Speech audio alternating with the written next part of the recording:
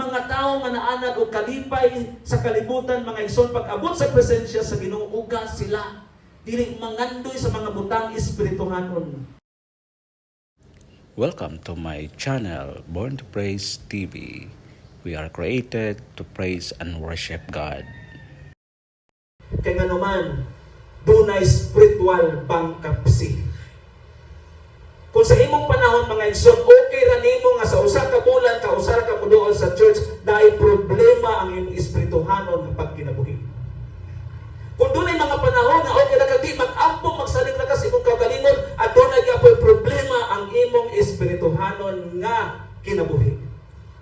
Kay ang tao, mga igsoon, nga suod sa Dios, kulang ang panahon kung di siya makasampit sa Ginoo. Kulang ang panahon kung dili niya mapamalandungan ang pulong sa Ginoo. Mao ni ang kinabuhi ni King David. Yes, mga igsoon, daghan kayo tang giasikaso ning kalibutana. Daghan kayo tang gipang entertain aning kalibutana. Pero there is time for everything. Ecclesiastes chapter 3. Adunay panahon sa tanang butang. That's why ikaw o ako, kitang tanan, we are a great and good administrator. Kung saan na administrator? A good administrator, a dynamic administrator, kabalo siya kung saan niya pag-manage sa iyahang panahon. Amen. Napagata diha? Na? Kung panahon galing sa Diyos, panahon sa Diyos. Panahon sa pag-ampo, panahon sa pag-ampo. Di pwedeng kawato nato ang panahon sa Ginoo. Because kung kawato nato na sa mga igsoon, doon na gikawat ang kaaway sa imong kinabuhi. Una sa tanan, kalipay o kalima. Ang kalibutan, mga igsoon, dili makatupong. Ang kalibutan, dili makapuna. No? Dili siya makatagbo sa tinuod nga kalipay, labi na sa nabatyagan ni David sa iyahang panahon when still working for the Lord. Muna ang Psalm 16, mga igsoon.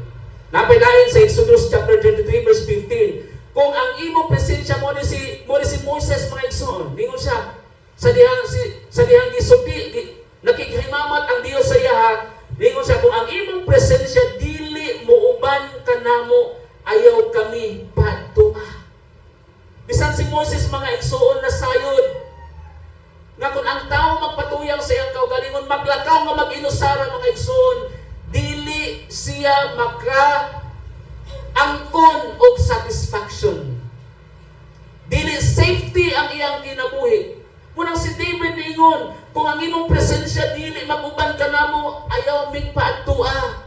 Why? Ang security, mga igsoon ni Moses, dili itong mga hitsa sa mga armas ng mga sundalo. Dili itong mga bagitan ng mga sundalo nga mo protect o mo fight sa mga kontra, mga igsoon. Dagang mga tao ron na maglakaw, dagang kayong bodyguard.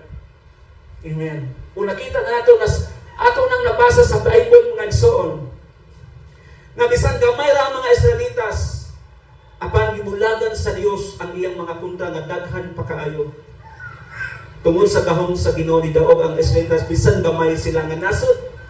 Na? Sa unang panahon og karon, mga igsoon, ato ang makumpare. Una nga sa panahon, ilahan na lang girahon ang Israel tuod kay gamay ra kaayo. Apan kung ang Dios dapit kanato, walay bisan kinsang gamay, apan ang gamay pwedeng padakon sa Ginoo. Para na po si Lord, mga igsoon. Hallelujah. Sa atong realidad sa tinuod nga kinabuhi, never tang mulakaw nga di nato kauban ang Dios. Kaya kung di nato kauban ang Dios, mga igsoon, pwede ta mas light ta ginagmay. Ha? Pwede ta daghang kayong pwedeng buhaton ang kaaway, mga igsoon, just matrap ta. Pero good thing kay naay manlalaban, si Lord ang manlalaban. Iyatang i-embrace kakson ta niya, mga igsoon. Na doon mga panahon muday ta, pero dili gid mapuruhan tungod kay ang Dios.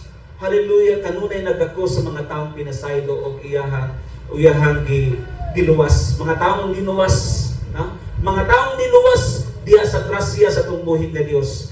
Hallelujah. Na? So, ay ikaduha, mga igsoon, kaning ang kalag nga layo sa Dios magutom kayo. Tuo ba tani?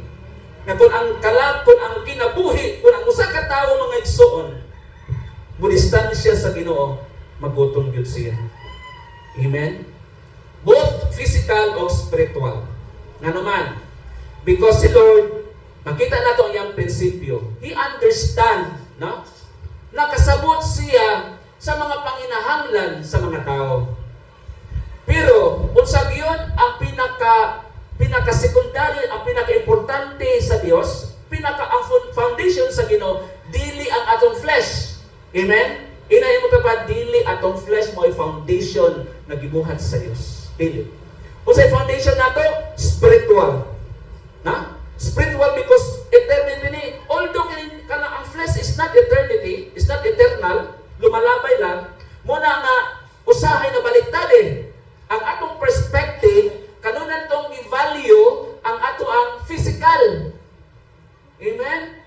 Dili ta kapangalagad sa Ginoo kung ang atong lawas wala gid makaon. Amen ba? Namo ba ta diha?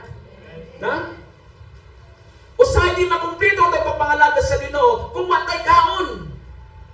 Muna ato ang stand kanunay sa physical perspective. Usahay mga igsoon, di ta ka-concentrate kung matay kaon. Di ba? Mo tinuod. Pero ang pinaka-foundation mga igsoon, ang atong spirituality. Ang atong espirituhanon mga igsoon ang pinaka-foundation. Munang ang ikaduha, ang kalag na layo sa Dios. Meaning layo ha, that means distansya. Paano ka na distansya? Na? Ano man, kani mga activity ha, wala naman nato gibuhat. Kung saan naman yung mga activity na para pag-embrace, pag-enhance sa spirituality nato, prayer una. Quiet time. Kita magsalig mga igsoon nga, ay, Domingo na ko mag-ampo kay lami kayong iampo kung daghan. Amen? Naaba na sa itong una-una? Nakakita. Sa unang panahon, wala ako konsepto. Nila ko mag-ampo. Wala yun lagi mag-ampo sa daghan compare na ikaw ra usa. No. Na yung mga tao, mga igsoon nga pamalandong nila sa pulong sa Dios, muna gitawag na to quiet time. Ang quiet time, ikaw na o ang Dios mismo na kasulti. Na kaya ang prayer is communication, two-way communication ang prayer. Na? Prayer is a communication between God and man. So sa panahon na ikaw na malandong sa pulong sa Ginoo, sa panahon na imuhang nag-date ka kauban ang Dios, kauban sa iyang presensya, nagtuo man kahata, nagtuo man dagway tanga, ang pulong o ang Dios o sara. Amen? Kasi nagtuo nga ang pulong o ang Dios o sara. Asa man na makita? John chapter 1 verse 1. Ha? John 1:1. Kung namalandong ka sa pulong sa Dios, Dios na imong ipamalandungan. Kay mas mubasa ta sa pulong sa Ginoo, ato ang maila, ato ang masayran, ang una-una sa Dios. Kay unsay plano sa Dios sa imong kinabuhi, munang ang atong kinabuhi magpalampuson when atong foundation ang pulong sa Dios, si Lord God mismo. Amen? Hallelujah. Si Lord God mismo mga igsoon. Okay? So tanaw ato ang verse 2. Masa gisulti sa verse 2? Ang akong kalag, gihidlaw, o nangandoy sa mga hawanan sa Ginoo, ang akong kasing-kasing o ang akong unod. Tignot, ang akong kasing-kasing o ang akong unod, nag-awit o malipayon ngadto sa Dios nga buhi. Nababata diha? Ang pangutana, ang imong Dios nagisimba karon buhi ba? Amen! Bakak sa Dios! Hallelujah! Kung si Lord, kung ang Ginoo nga imong giawitan, gisimba karong adlaw, bulan sa Marso, katapusang Domingo, mga igsoon, buhi nga Dios, then walay maalakansi sa iyong pagduol dining dapit. Walay maalakansi. Nga naman, ang Dios mamuhat, kay nga naman, ang imong kinabuhi, imong ipaundayan diha sa presensya sa Ginoo. Hallelujah. Bisan mabuknaw man mga igsoon. Daghan kayong tao karon mga igsoon nga bali ng kapuyag yun sa kinabuhi. Na? May na yung patiwala ka nga, sige, busy kayo, bukan ka dyan, hey! Magagawa na? Hey! Kapuyag yung ano naman, mayroon na ba dyan ATAY? ATAYA? Nasabog na ATAYA? Ha? Kaya. Wala na yun, kapal na kayo, pastilan. Bali. No? Mana naman mura bang wala? Agin na bang mura naghingalo na ba? Naghingalo ba nga mura ma-pour out nila ang ilahang kabugat sa sunod. Bali kapuya na yun mga igsoon. Hallelujah. Niya labi na kayo nagtaas. No? Katong mga negosyante, mga igsoon na alang-alang, magka-problema. Oo. Katong mga negosyante nga alang-alang, magka-problema. Diba? Kaya nga naman, gusto ko naman na mo, ani, nga wala may mamalit o mo pumalhan. Pamahalo na mo ng mga baligya. Niya, ang among gipang-angkla nila, gipang-malit nila mahal, niya ilang mo ibalik yung barato. Diba, bankrupt na ta. Na, plus bankrupt pa dahil sa espiritu, musamot ka bankrupt ang atong business mga igsoon kung wala Ginoo. Thanks for watching. Please do like and subscribe. Thank you.